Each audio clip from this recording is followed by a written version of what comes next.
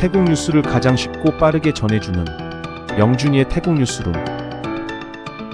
구독과 좋아요는 사랑입니다. 영준이의 태국 뉴스룸 시작합니다.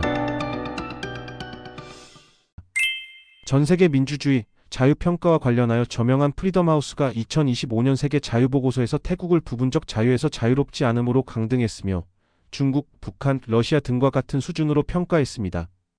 이는 전진당해산, 활동가 및 난민 강제 송환, 비선출기관의 정치 개입, 언론사법 자유 제한 등이 주요 원인으로 지적되었습니다. 또한 태국은 선거 공정성 평가에서 4점 만점에 0점을 받으며 군부가 제정한 헌법이 민주주의를 약화시키고 있다고 분석됐습니다. 미국 정부는 태국이 40명의 위구르족을 중국으로 강제 송환한 것과 관련해 태국 정부 관계자와 가족의 피자를 제안했습니다. 루비오 미 국무장관은 해당 조치가 강제 송환에 관여한 현재 및 과거 태국 정부 관계자를 대상으로 한다고 밝혔습니다. 루비오 장관은 위구르족이 중국에서 박해와 고문 위험에 처할 수 있다며 국제사회의 강제 송환 중단을 촉구했습니다. 이번 조치는 미국 이민 및 국적법에 근거하며 관계자의 직계 가족에게도 적용될 수 있습니다. 미국은 과거에도 태국 군부 쿠데타 이후 군사원조를 중단하는 등 여러 차례 제재를 가한 바 있습니다. 나타퐁 국민당 대표가 미국의 비자 제한 조치가 국가 이미지에 부정적인 영향을 줄 것을 우려하며 정부가 인권 원칙을 준수해야 국제적 신뢰를 회복할 수 있다고 강조했습니다. 태국이 민주주의와 인권을 존중하면 국제사회 비판을 피할 수 있다고 밝혔습니다. 또한 정부의 중국 방문이 이미지 세탁으로 비치지 않도록 투명성을 보장해야 하며 국제대표를 포함해 자유로운 조사가 가능해야 한다고 강조했습니다. 사하닷 국민당 의원이 정부가 약속한 최저임금 400바트 인상이 5월 1일까지 실현될지 의문을 제기하며 정책 추진 실패와 연립정부 내 갈등을 비판했습니다. 그는 3월 12일 최저임금 3자 협의회에서 관련 안건이 논의되지 않았으며 품짜이타이당 소속 노동부 장관이 부처를 통제하지 못하고 있다고 지적했습니다.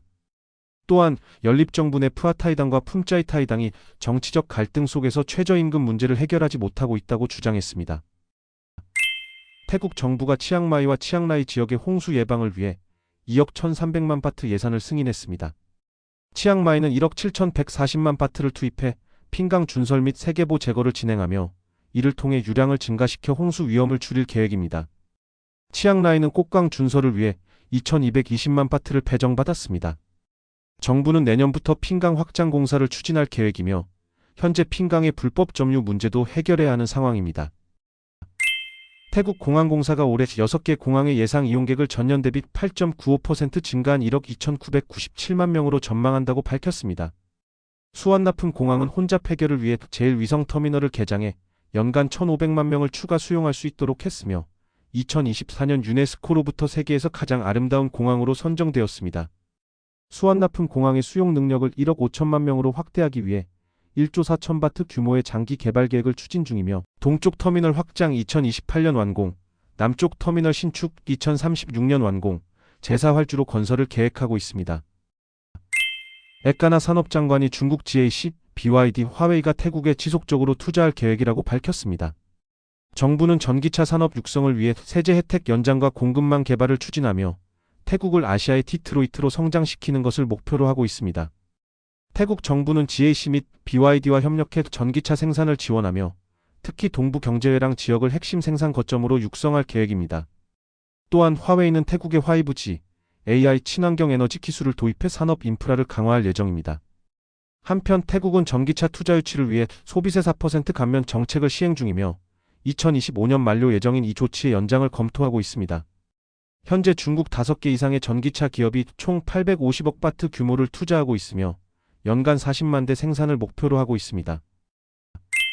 3월 15일 새벽 1시 30분경 방콕 라마2 고속도로 건설 현장에서 고가도로가 붕괴해 근로자들이 매몰되었습니다.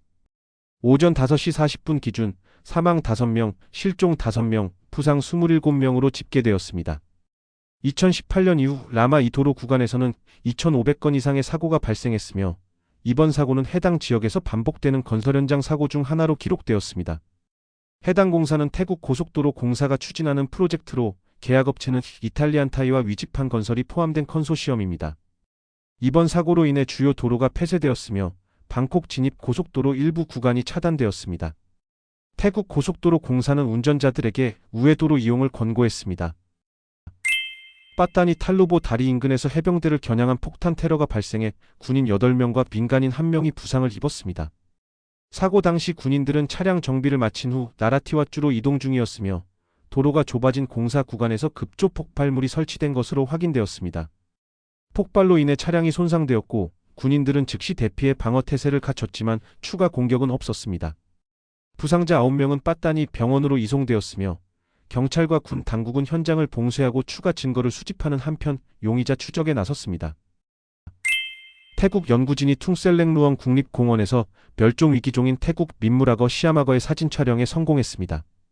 이는 2013년 이후 처음으로 공식 확인된 사례로 해당 지역 생태계의 건강함을 보여줍니다. 연구팀은 2024년 10월부터 악어 개체군을 추적해왔으며 카메라 트랩을 이용해 강가 바위 위에서 일광욕하는 악어를 포착했습니다.